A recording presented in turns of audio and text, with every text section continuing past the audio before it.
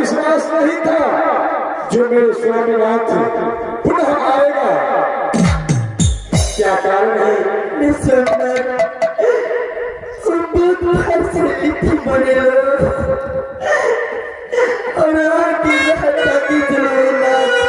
अच्छा, जब लिट्टी के धागे लगे जगह पर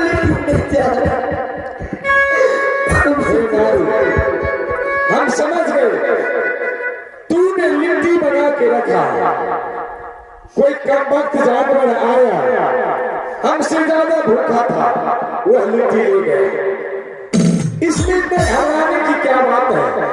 ये नाथ हमरा डरे चल कि अपने काम की ये नारी लिट्टी बना के अकेले खा गया। नहीं, ऐसा कदापि नहीं होगा नारी। यह सती की धर्म है, सती की धर्म है। नहीं कहता है कि पति भूखे रहे और अपना भोजन करेंगे, ये नहीं होता है। पहले सती की धर्म कहता है कि पहले पति की भोजन, इसके बाद सती की भोजन। हमसे ज्यादा भूखा होगा तो वह ले गया। चलो दूसरे जंगल चलेंगे, कहीं से फल फूल लाएंगे और तुम्हें भोजन करवाएंगे। माता का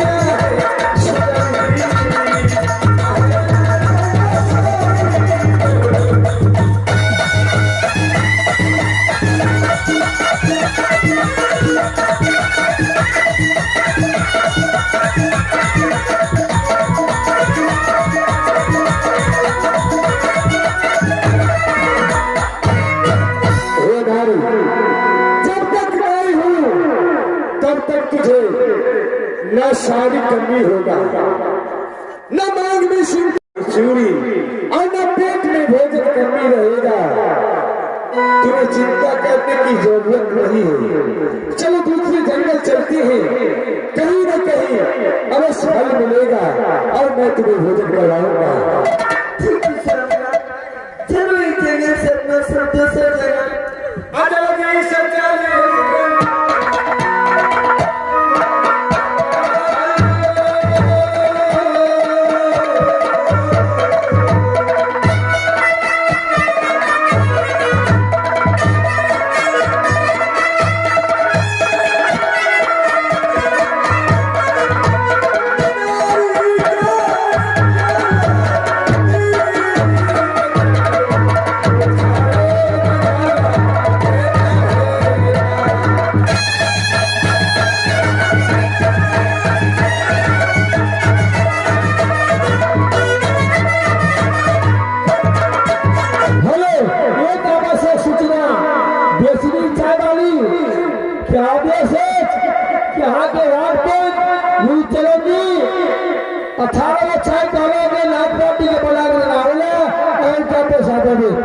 बेचनी चाय वाली अपने के दूर थे 18 चाय गलत बना के लावे अपने के पाए झाँके दे।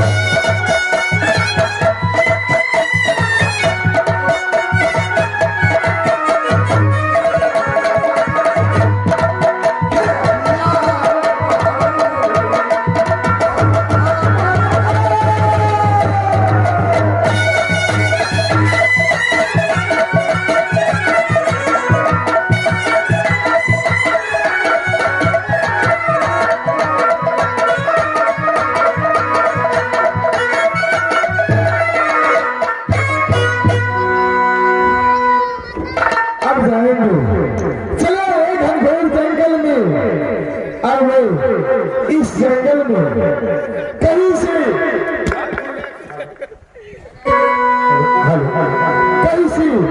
फल फूल लाऊंगा और नारी को भोजन करवाऊंगा। हे नारी, तब तक तो इस चंदन वृक्ष के नीचे बैठो, हम इस जंगल में कहीं से फल फूल लाएंगे और तुम्हें भोजन करवाएंगे। हे नारी, अगर हमें देरी भी लग जाए तो तुम चिंता मत करना, श्री स्वामीनाथ नहीं आएगा, नहीं, हम जरूर आएंगे, तू चिंता मत करना नारी। ठीक है स्वामी, अपने जल्दी चल जाओ, बहुत देर लगा दीजिए। ठीक है नारी, तू यही रहे, हम जा रहे जंगल, कहीं से कहीं में फल फूल अवश्य लाएंगे।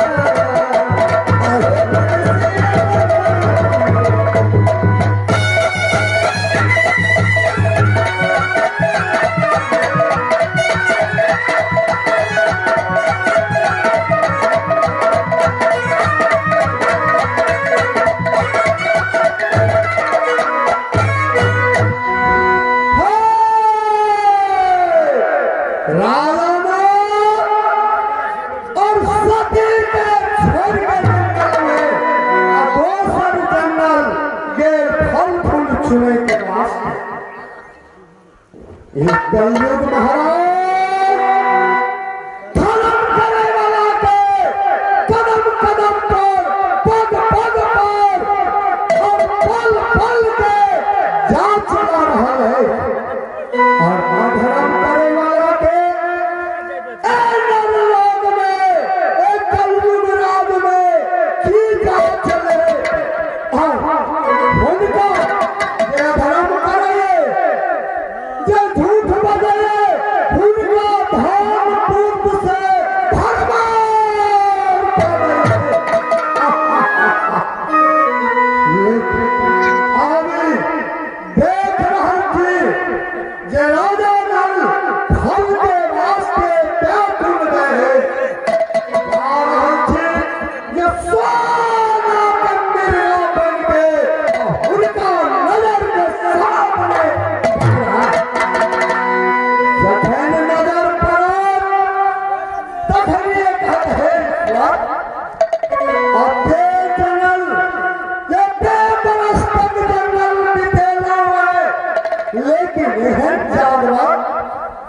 मैंने देखा पूरा अंग सोना सोना से कुछ लालच एवे करे लेकिन दयाल उदय छे एक पल्ला भोंडी में चले जखनिए कहाँ पे हम जाल में उठा ले ओ जाल में छिना हे ईश्वर जानवर के कौन उपाय पर हमने हाथ लिया सेना के एक पल्ला भोंडी है आधा पहन ले छे और छुपके सजा के जानवर के बढ़ा के और पकड़ के सती के पास आ जा जखने उपाय सोचा और जखने वधरा धोती लोगे